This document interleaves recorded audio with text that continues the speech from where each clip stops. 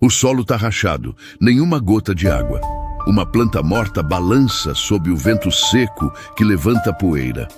A paisagem inteira é seca, queimada, sem folhas, sem vida. O céu é branco de tanto calor.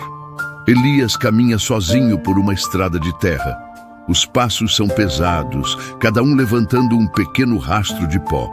Exausto, ele para e olha o horizonte. Seu rosto está marcado pelo sol e pelo deserto, mas seus olhos ainda carregam determinação. Seus lábios se movem em uma oração silenciosa.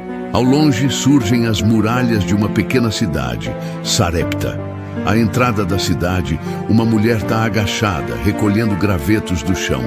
Suas mãos, envelhecidas antes do tempo, tremem levemente.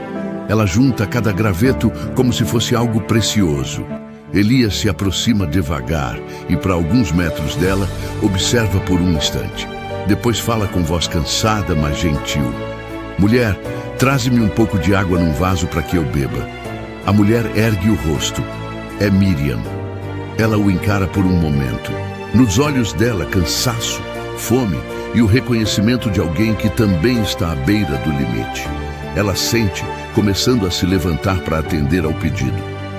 Antes que ela se afaste, Elias dá um passo à frente e acrescenta: com cuidado, e traze-me também um bocado de pão na tua mão. Miriam vira-se lentamente para encará-lo. Quando fala, não há raiva em sua voz, mas um desespero resignado. Vive o Senhor teu Deus. Ela faz uma pausa, os olhos marejam. Não tenho pão algum, somente um punhado de farinha numa bilha e um pouco de azeite numa botija. Vim recolher 2 gravetos para entrar e preparar isso para mim e para meu filho, para que o comamos e morramos. O vento passa entre os dois. O silêncio pesa. Elias não desvia o olhar. Dentro da casa simples de Miriam, o menino Joel, de 8 a 10 anos, está sentado num canto, com os joelhos abraçados contra o peito, olhando fixamente para a porta. Ele espera a mãe voltar em silêncio. Do lado de fora, diante do portão da cidade, algo muda no rosto de Elias. A exaustão ainda está lá, mas agora há um fogo diferente em seus olhos. Ele fala firme, mas com ternura. Não temas. Ele deixa essas palavras pousarem no ar por um instante. Vai, faz como disseste. Mas primeiro, faz-me um pequeno bolo e traz-me-o. Ele faz outra breve pausa. E depois, faze para ti e para teu filho. O rosto de Miriam se endurece por um segundo. Ela olha para os gravetos nas mãos, para o profeta diante dela e para o horizonte vazio ao redor. O céu está sem nuvens, a terra sem vida, a cidade silenciosa. Crianças de olhos fundos caminham ao longe. Então a voz de Elias volta, agora com um peso que não é apenas humano. Há um eco de outra voz nas suas palavras, porque assim diz o Senhor, o Deus de Israel: a bilha da farinha não se esvaziará e a botija do azeite não se acabará. Ele a encara nos olhos, até o dia em que o Senhor mandar a chuva sobre a terra. Os olhos de Miriam se enchem, uma lágrima escorre. Não é apenas de tristeza, é algo que ela mal reconhece, porque faz muito tempo que não sente. Um fio de esperança. Ela olha novamente para os gravetos, para as próprias mãos. Fecha os olhos por um instante, respirando fundo. Quando os abre, há uma decisão silenciosa ali. Ela se vira e caminha de volta para casa. O interior da casa é simples. Paredes de barro, uma lamparina, poucos utensílios, um jarro de barro num canto. Joel se levanta, assim que Miriam entra, ansioso. Ela se aproxima dele, ajoelha-se e segura o rosto do filho entre as mãos por um momento. Eles não dizem nada, apenas se olham. Então Miriam se levanta e vai até a bilha de farinha. Ela mergulha a mão dentro do jarro, sente o fundo, retira o pequeno punhado que resta, hesita, fecha os olhos, respira fundo. Depois começa a preparar o bolo. Seus movimentos são, no início, quase mecânicos, como de alguém que já não espera nada de novo da vida.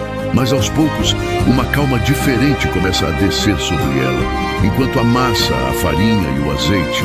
Joel se aproxima, em silêncio, observando cada gesto.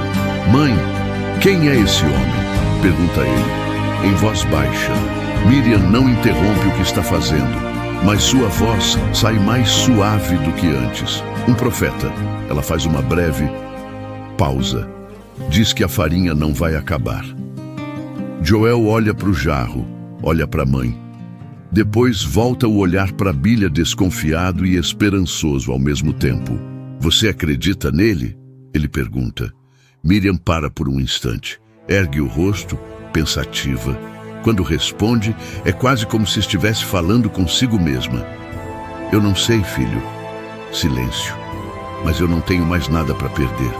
Ela termina de preparar o bolo e o coloca sobre o fogo. Fica observando as chamas lambendo a madeira. O pequeno pão começando a assar. O fogo, ali, é a única coisa viva e forte em meio a tanta seca. Mais tarde, já pronto. Miriam leva o pão até a soleira da casa. Elias a espera do lado de fora. Ela estende o pequeno bolo. Ele o recebe com reverência. Inclina levemente a cabeça em gratidão silenciosa. Miriam volta para dentro. Ela se dirige à bilha de farinha mais uma vez. Mergulha a mão como quem testa o impossível. Seus dedos tocam a farinha. Ela retira um punhado. Ainda mais do que deveria haver, cai a noite. A luz fraca de uma lamparina. Miriam permanece diante da bilha, pensativa, como se precisasse ver de novo para crer. Ela mergulha a mão outra vez. Ainda a farinha. Na manhã seguinte, a luz entra suave pela pequena janela. Joel dorme, encolhido num canto. Miriam se levanta, devagar atravessa o cômodo e para diante da bilha. Fecha os olhos por um segundo, como quem se prepara para acordar de um sonho. Então, enfim, dentro do jarro, a farinha se volta para a botija. A azeite, as lágrimas começam a descer. Livres, sem que ela tente contê-las. Sua boca treme e devagar, quase sem querer, um sorriso nasce em seu rosto cansado. Não é um sorriso largo, é um sorriso de quem reencontra, depois de muito tempo, algo que pensava perdido para sempre. Do lado de fora, junto ao portão da cidade, Elisa está de pé ao amanhecer, olhando para o horizonte. O céu é tingido de laranja. Ainda não há chuva, mas seu olhar é calmo. Ele não parece preocupado. Ao longe, em algum lugar, fora das muralhas, ouve "sei", a risada de uma criança. A imagem escurece e a história se encerra com a antiga palavra que ecoa. A bilha da farinha não se esvaziou, nem a botija do azeite se acabou, conforme a palavra do Senhor. 1 Reis 17:16.